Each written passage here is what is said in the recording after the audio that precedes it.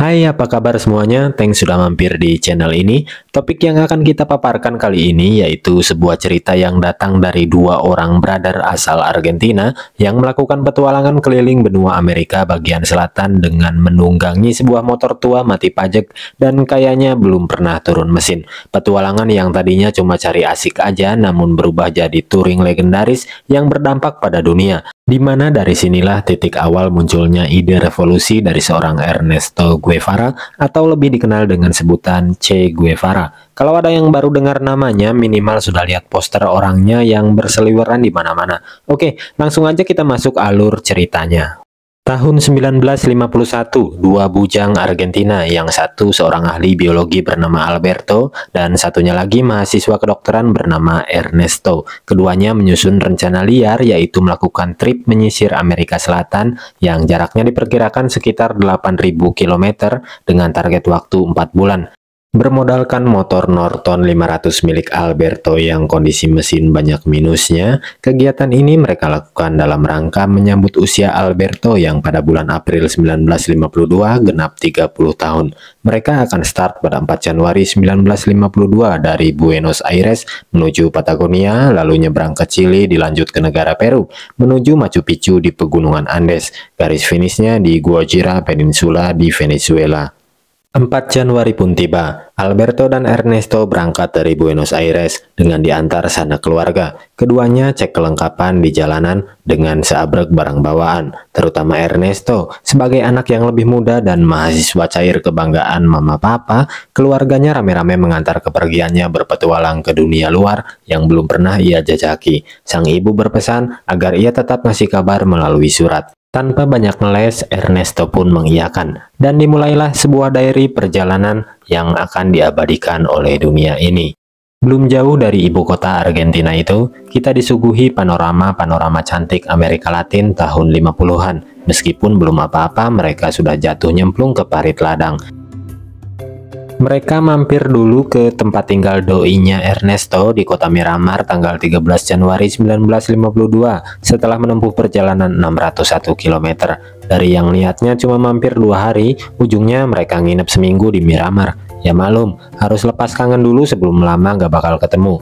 Pergilah Ernesto dan Alberto lanjut perjalanan pagi-pagi dari Miramar. Cicinha, cewek Ernesto, sempat memberikan sejumlah uang, pesan bikini original Amrik. Karena siapa tahu mereka sampai Amerika. Norton 500 kembali digeber melalui jalan tanah kering dengan bingkai pemandangan indah alam Argentina. Rute perjalanan sekarang sudah mulai masuk wilayah pegunungan. Akhir Januari pada kilometer 1809, mereka sudah sampai di Piedra del Aguila, masih kawasan Argentina.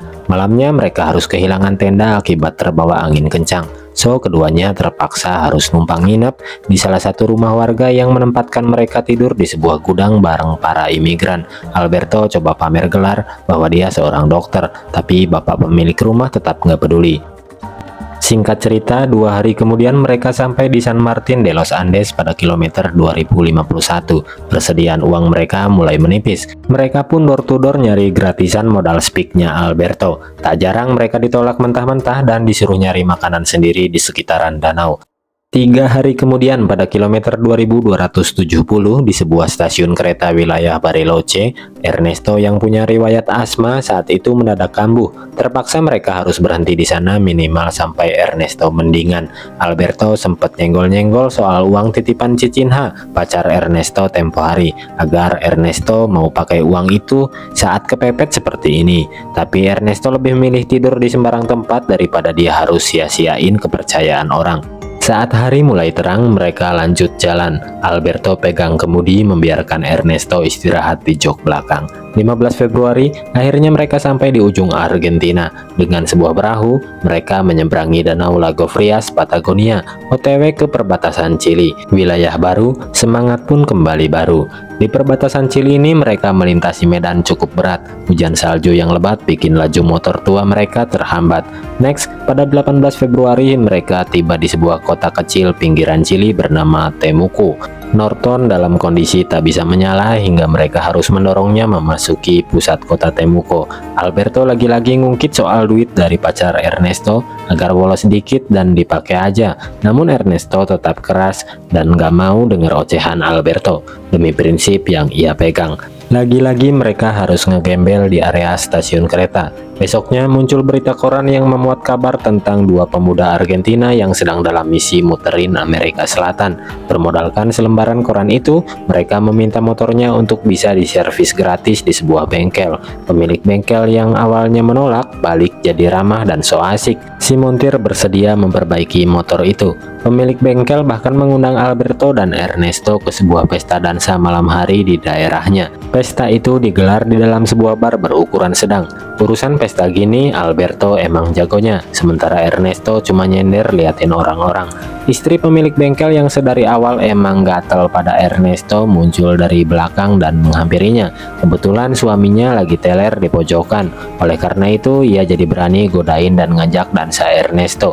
Mereka pun mulai ikut bergoyang meskipun skill menari Ernesto cuma sebatas ikut gerak aja. Niatnya mami muda ini ngajakin Ernesto untuk keluar, tapi sayang nggak jadi karena teman suaminya memergoki mereka dan nyepuin Ernesto. Akhirnya terjadi keributan dan dua pelancong itu dikejar orang satu bar. Beruntung mereka sempat lari ke bengkel untuk ambil motor yang ternyata sudah rampung dibetulkan. Duo Argentina itu kembali turun ke jalanan. Ernesto terus gaspol si Norton yang baru ganti oli. Namun entah sial atau emang bego urusan riding, mereka lagi-lagi kepleset menghindari kawanan sapi di jalanan desa. Motor mereka ngadat lagi. Mereka harus nebeng truk pengangkut sapi untuk melanjutkan perjalanan. 26 Februari, mereka sampai di kota Los Angeles, negara Chili, bukan LA-nya California. Norton harus kembali mereka dorong. Kemudian mereka melihat dua orang gadis masuk ke sebuah kedai. Ernesto dan Alberto langsung satu pemikiran. Mereka mengikuti masuk lalu mengajak bicara dua cewek ini yang ternyata sepasang kakak beradik. Dengan sedikit bualan mereka berhasil mendapat traktiran makan dan minum ditambah tempat menginap. Karena kebetulan kedua cewek ini adalah anak dari kepala damkar kota tersebut. Ernest dan Albert disambut hangat dan ditampung di mes kantor mereka. Salah seorang petugas damkar yang tahu kantornya kedatangan seorang calon dokter, maka dari itu ia meminta bantuan Ernesto untuk memeriksa kesehatan seorang nenek tua di kampungnya yang sudah sakit lama dan belum mendapat penanganan medis. Besoknya, mekanik dari kantor damkar melihat kondisi dari motor tua milik Alberto. Ia bilang bahwa motor itu sudah tidak memungkinkan lagi untuk dipaksa perjalanan lintas benua. Si mekanik pun menawar motor itu sesuai harga pasar nego tipis. Alberto pun dengan berat hati melepas Norton kesayangannya. Kini, duo Argentina itu harus melanjutkan misi dengan berjalan kaki. Sesekali mereka nyegat truk sayur untuk ikut menumpang. Singkat waktu, 7 Maret 1952 mereka tiba di sebuah kota pinggir pantai bernama Valparaiso, kota indah yang memberi banyak inspirasi bagi sastrawan legendaris Pablo Neruda. Di kota ini mereka mampir ngecek telegram dari Cicinha dan benar saja sudah ada kiriman surat untuk Ernesto. Satu amplop berisi uang yang langsung diserobot Alberto dan satu lembar lagi berisi catatan pesan yang bikin Ernesto tampak emosi, namun ia merahasiakan isinya. Sepertinya Cicinha minta udahan dan gak jadi titip bikini. Kemudian mereka lanjut jalan kaki melintasi padang pasir de Atacama, masih wilayah Chili, tepatnya pada 11 Maret di kilometer 4960. Di sana mereka berpapasan dengan pasangan muda yang hendak pergi mencari kerja di sebuah penggalian tambang. Malamnya mereka sempat duduk satu api unggun, lalu saling bercerita latar belakang masing-masing. Ernesto dan Alberto menyimak curhatan dari pasangan itu yang terpaksa harus meninggalkan rumah karena hak kepemilikan lahannya direbut oleh rezim otoriter. Begitupun dengan kerabat-kerabat mereka yang harus menanggung derita dari otoriterisme penguasa Chili. Besoknya di lokasi tambang, Ernesto menyaksikan orang-orang lemah ini mendapat perlakuan semena-mena dari mandor tambang. Ernesto marah melihat ketidakadilan itu.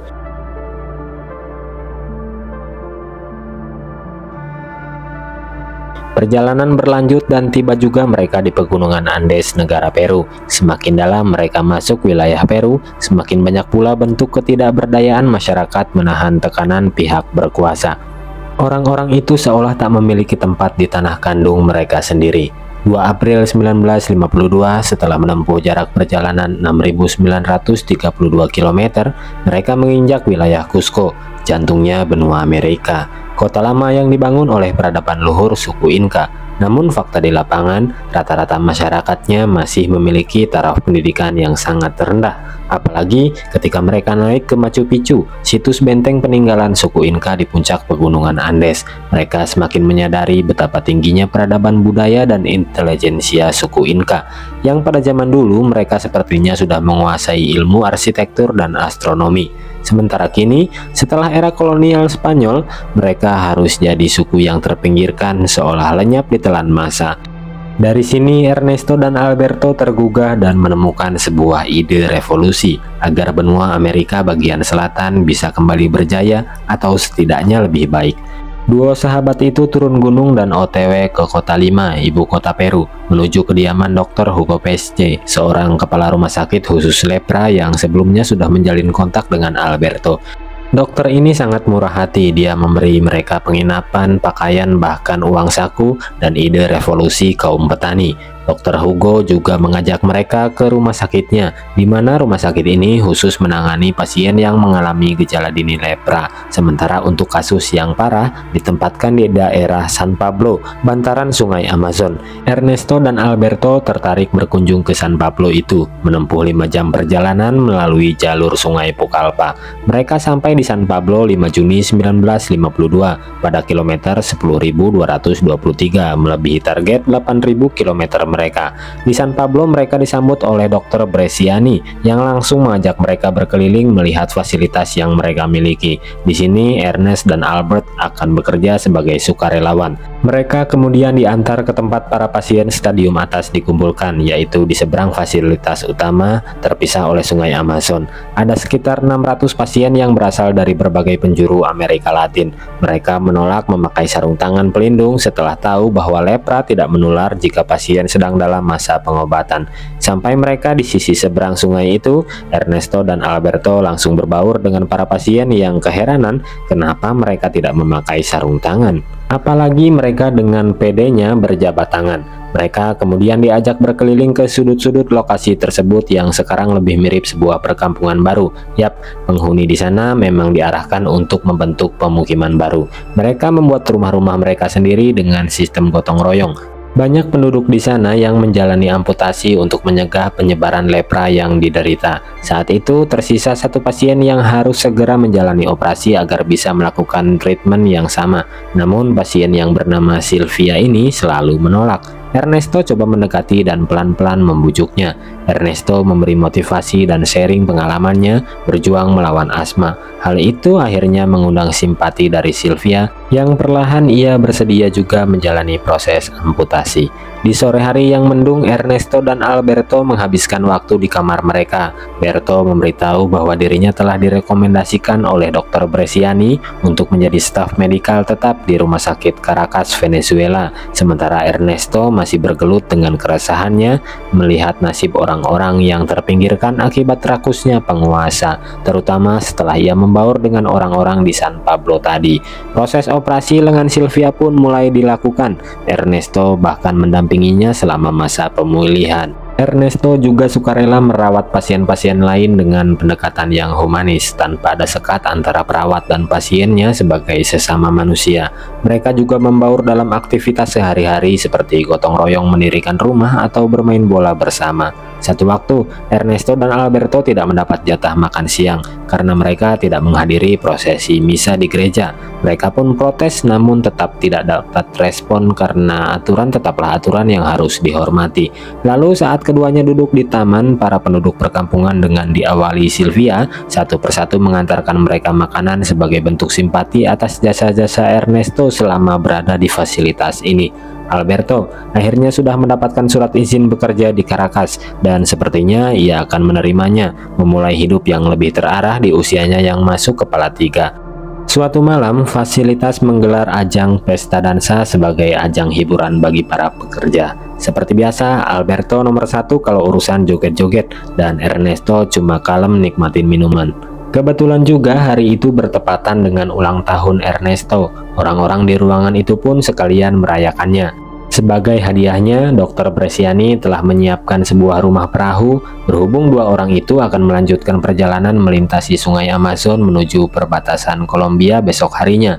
Ernesto sangat berterima kasih atas perayaan itu dan menyampaikan speech seruan benua Amerika bersatu yang disambut oleh tepuk tangan orang-orang satu ruangan. Pesta kemudian dilanjut. Namun hati dan pikiran Ernesto tertuju pada warga perkampungan seberang. Ia ingin berbagi kebahagiaan juga bersama mereka. Melihat tidak ada perahu, Ernesto nekat nyebur untuk berenang jauh ke kampung seberang. Alberto pun kaget dan hanya bisa berteriak panik yang memancing orang-orang pesta keluar ruangan. Dan kegaduhan itu memancing juga perhatian warga di seberang. Dr. Bresciani meminta Ernesto untuk putar balik saja mengurungkan niatnya. Mendengar teriakan-teriakan itu, Ernesto malah makin semangat, gak peduli akan penyakit asmanya. Dan akhirnya, dengan kepayahan ia sampai juga di sisi seberang dan disambut kerumunan warga lalu dibopong ke dalam ruangan. Pagi harinya, momen perpisahan tiba. Alberto menjemput Ernesto dengan perahu hadiah ulang tahun semalam. Mereka dilepas dengan penuh rasa haru oleh para warga yang terkesan dengan keberadaan mereka kurang lebih selama 3 minggu terakhir di sana.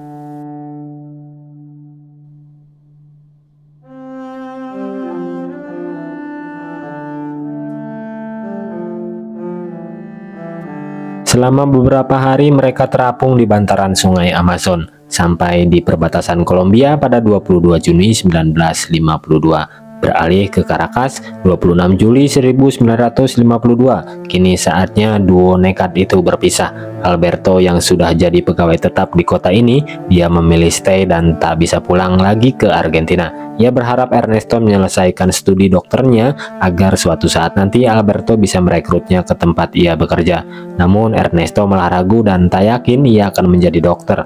Perjalanan lintas negara ini telah memberikan banyak pengaruh bagi jiwanya. Melihat ketidakberdayaan kaum marginal telah menggugah hati Ernesto untuk jadi pribadi yang berbeda. Alberto pun melepas kepulangan sahabatnya karena pesawat harus segera take off. Mereka tidak pernah berjumpa lagi selama 8 tahun ke depan. Saat itu, Ernesto yang sudah dikenal sebagai Che Guevara mengundang Alberto untuk membantunya membangun fasilitas pendidikan rakyat Kuba. Sampai akhir hayatnya, Alberto pun tetap mengabdi sebagai guru bangsa dunia pendidikan Kuba. Seluruh penghasilannya ia dedikasikan untuk cita-cita sahabatnya yang lebih dulu meninggalkannya, sang komandan revolusi Kuba, Che Ernesto Guevara. Oke kawan, sampai di sini cerita kali ini. Semoga memberi banyak inspirasi dan sampai ketemu di video selanjutnya.